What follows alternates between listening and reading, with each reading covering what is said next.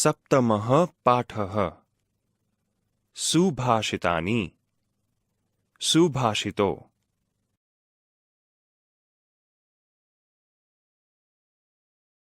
વિદ્યાર્થી મિત્રો, સંસ્કૃત ભાષામાં દ્રષ્ટાંતના માધ્યમથી તો ક્યારેક સ્થિતિને દર્શાવીને વ્યક્તિઓને શાણપણનો માર્ગ બતાવવાનું કાર્ય સુભાષિતોના માધ્યમથી કરવામાં આવે છે. સુષ્ઠુ ભાષિતમ ઇતિ સુભાષિતમ એટલે કે જે સારી રીતે કહેવાયું છે તે સુભાષિત. આજે આપણે સપ્તમઃ પાઠઃ સુભાષિતાની સુભાષિતોનું લયબદ્ધ અને ભાવસભર ગાન કરતા શીખીશું.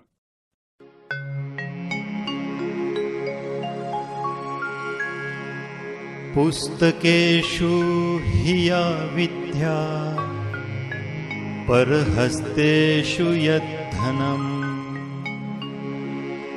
કાર્યકાલે સમુત્પન્ને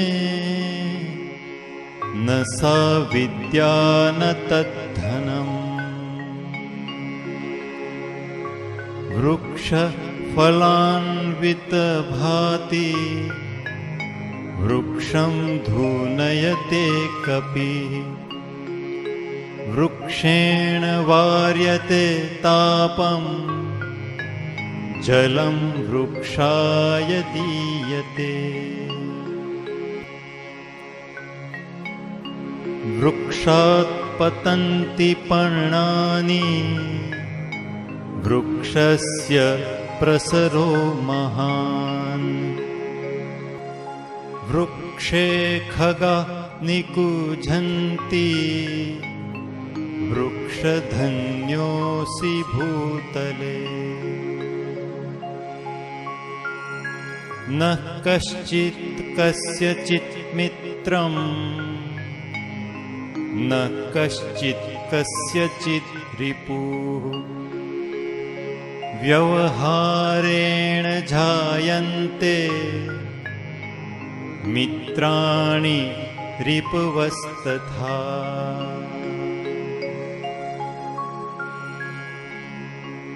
પિબન્તિ નદ્ય સ્વયમેવ નાંભ સ્વયં ન ખાદન્તિ ફલાનિ વૃક્ષાઃ. નાદન્તિ સસ્યં ખલુ વારિવાઃ પરોપકારાય સતાં વિભૂતયઃ.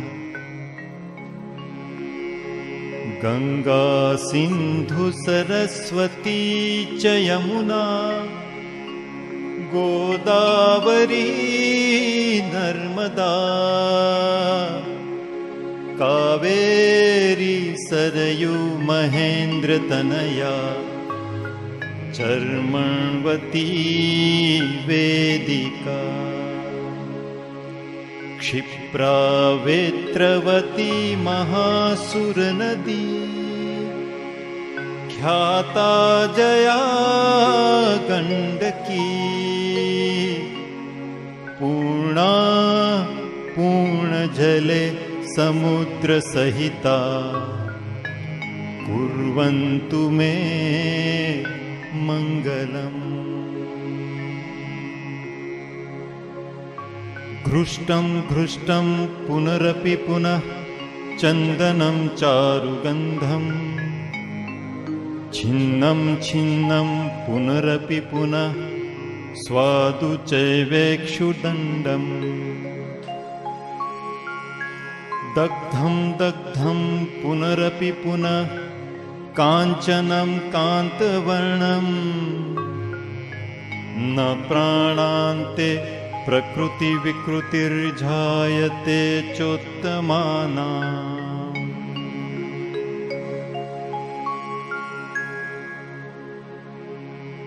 વિદ્યાર્થી મિત્રો, આપણે સપ્તમઃ પાઠઃ સુભાષિતાની સુભાષિતોના શ્લોકોનું ધ્યાનપૂર્વક શ્રવણ અને પઠન કરીશું તથા તેનો ભાવાર્થ સમજીશું. પુસ્તકેષુ હિ આ વિદ્યા પરહસ્તેષુ યદ્ધનમ કાર્યકાલે સમુત્પન્ને ન સા વિદ્યા ન તદ્ધનમ. ભાવાર્થ: જે વિદ્યા પુસ્તકોમાં રહેલી છે અને જે ધન પારકાના હાથમાં રહેલું હોય છે તે વિદ્યા અને તે ધન જરૂરિયાત ઊભી થાય ત્યારે કાંઈ કામમાં આવતા નથી. સમજૂતી. વિદ્યાર્થી મિત્રો, આપણે ઘણા સારા પુસ્તકો વાંચીએ છીએ, પરંતુ જો આ પુસ્તકો દ્વારા મળતો બોધ આપણે આપણા જીવનમાં ન ઉતારીએ તો તે પુસ્તક દ્વારા પ્રાપ્ત થતી વિદ્યા પુસ્તકમાં જ રહી ગઈ છે તેમ કહી શકાય. જેમની વિદ્યા પુસ્તકમાં જ રહી જાય છે તેમના વિશે આપણે ત્યાં એક કહેવત છે કે ભણ્યા પણ ગણ્યા નહીં. આમ પુસ્તકમાં રહેલી વિદ્યા અને જે ધન પર બીજાનો અધિકાર છે તે ધન જરૂરિયાતના સમયે આપણને ઉપયોગી થતું નથી. વૃક્ષઃ ફલાન્વિતઃ ભાતિ વૃક્ષં ધુનયતે કપિઃ વૃક્ષેણ વાર્યતે તાપઃ જલમ વૃક્ષાય દીયતે. વૃક્ષાત પતન્તિ પર્ણાનિ વૃક્ષસ્ય પ્રસરો મહાન વૃક્ષે ખગાઃ નિકૂજન્તિ વૃક્ષધન્યોऽસि ભૂતલે. ભાવાર્થ: ફળોથી લચેલું વૃક્ષ શોભે છે. વૃક્ષને વાંદરો હલાવે છે. વૃક્ષ વડે ગરમી દૂર કરાય છે. વૃક્ષ માટે પાણી અપાય છે. વૃક્ષમાંથી પાંદડા પડે છે. વૃક્ષનો વિસ્તાર મોટો છે. વૃક્ષ ઉપર પંખીઓ કલરવ કરે છે. હે વૃક્ષ, તું ધરતી પર ધન્ય છે. સમજૂતી. વિદ્યાર્થી મિત્રો, આ શ્લોકમાં વૃક્ષ અને તેના ઉપયોગ વિશેની માહિતી આપવામાં આવેલી છે. આ શ્લોકની વિશેષતા એ છે કે તેના પ્રત્યેક ચરણમાં વૃક્ષ શબ્દની તમામ વિભક્તિના એકવચનના રૂપો ક્રમશઃ આવરી લેવામાં આવ્યા છે. ન કશ્ચિત કસ્યચિન્મિત્રમ ન કશ્ચિત કસ્યચિદ રિપુઃ વ્યવહારેણ જાયન્તે મિત્રાણી રિપવસ્તથા. ભાવાર્થ: કોઈ કોઈનો મિત્ર નથી, કોઈ કોઈનો શત્રુ નથી.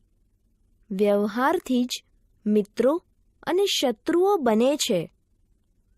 સમજૂતી. વિદ્યાર્થી મિત્રો, આ શ્લોકમાં લોકો આપણા મિત્રો અને શત્રુઓ કેવી રીતે બને છે તે સમજાવવામાં આવ્યું છે. ખરેખર કોઈ જન્મથી જ કોઈનો મિત્ર કે શત્રુ હોતો નથી. આપણે જે લોકોની સાથે સારો વ્યવહાર કરીએ તે લોકો આપણા મિત્રો બને છે અને જે લોકોની સાથે આપણે ખરાબ વ્યવહાર કરીએ છીએ તે લોકો આપણા શત્રુ બને છે. આમ આપણા વર્તન અને વ્યવહારથી જ લોકો આપણા મિત્રો અને શત્રુઓ બને છે. તેથી જ તો જેમનો સ્વભાવ સારો હોય છે તેમના મિત્રોની સંખ્યા પણ વધારે હોય છે. માટે આપણે હંમેશા સૌની સાથે સારો વ્યવહાર કરવો જોઈએ. પિબન્તિ નદ્યઃ સ્વયમેવ નામ્ભઃ સ્વયં ન ખાદન્તિ ફલાનિ વૃક્ષાઃ નાદન્તિ સસ્યં ખલુ વારિવાહાઃ પરોપકારાય સતાં વિભૂતયઃ. ભાવાર્થ: નદીઓ પોતે જ પોતાનું પાણી પીતી નથી. વૃક્ષો પોતે ફળો ખાતા નથી. વાદળો ખરેખર પોતે ઉગાડેલું અનાજ પોતે ખાતા નથી. સજ્જનોની સંપત્તિ પરોપકાર માટે હોય છે. સમજૂતી. વિદ્યાર્થી મિત્રો, આ શ્લોકમાં નદીઓ, વૃક્ષો, વાદળો તથા સજ્જનો દ્વારા પરોપકારનો મહિમા વર્ણવવામાં આવેલો છે. નદીઓના પાણીનો ઉપયોગ બધા કરે છે, પણ તે ક્યારેય પોતાનું પાણી પીતી નથી.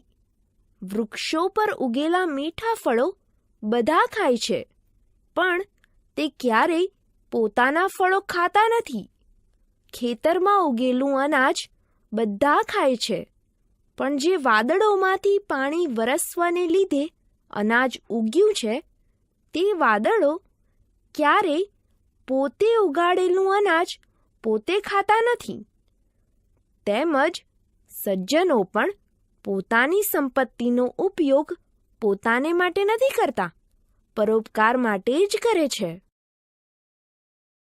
ગંગા સિંધુ સરસ્વતી ચ યમુના ગોદાવરી નર્મદા કાવેરી સરયુ મહેન્દ્ર તનયા ચર્મણવતી વેદિકા ક્ષિપ્રા વેત્રવતી મહાસુર નદી ખ્યાતા ચયા ગંડકી પૂર્ણાફ પૂર્ણજલૈઃ સમુદ્ર સહિતાઃ કુર્વન્તુ મે મંગલમ.